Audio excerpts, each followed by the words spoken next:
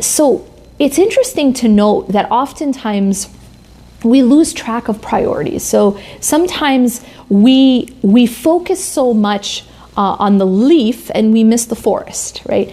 So for example, we will fight about little matters in fiqh, for example, how you make wudu, or where you hold your hands, or which kind of meat is allowed, which kind of dhabiha meat is allowed, or moon sighting. That we fight about these minor issues and issues where there's legitimate difference of opinion within Islam and within the scholarly opinions. But we fight about these things, and we sometimes miss the bigger picture.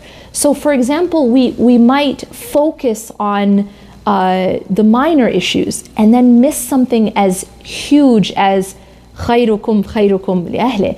See, the Prophet ﷺ here, he's not saying that the best of you are the best at following this particular small fiqhi rule, or the best of you are the one who dresses a certain way, or the best of you are, he doesn't even say the best of you are the one who has the longest beard, right? Or the shortest pants. Although these are things that, with the intention of following the sunnah, these are rewardable.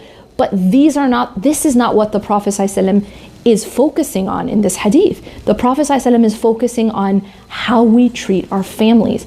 And the sad irony is that sometimes when people start to, for example, become more religious, more practicing, so often we find that people who start to become more practicing believe that they also should become more harsh. And unfortunately, we sometimes see this trend where as a family member starts to become more religious, they also start to become maybe more harsh with their families, maybe more strict, maybe even more angry. And that's a sign that there's something going wrong, because the Prophet ﷺ has clarified the criteria for our character. He's saying that if you want to test character, if you want a litmus test of who is actually the best in our deen, he's saying look at how a person treats their family. He doesn't say look at how a person dresses. He doesn't say measure the length of a person's beard. He doesn't say check how short a person's pants are. But he says look at how they treat their family, that those who are the best to their families, those are the best. And then he continues and says وَأَنَا خَيْرُكُمْ لِأَهْلِ, and I am the best to my family or to my wife. It's important to understand that when the love of Allah subhanahu wa ta'ala, when the nur of Allah subhanahu wa ta'ala enters a heart, that heart should become softer. That heart should not become harder. It should not become more tough. It should become softer. We're told in a hadith that Allah subhanahu wa ta'ala is gentle and He loves gentleness.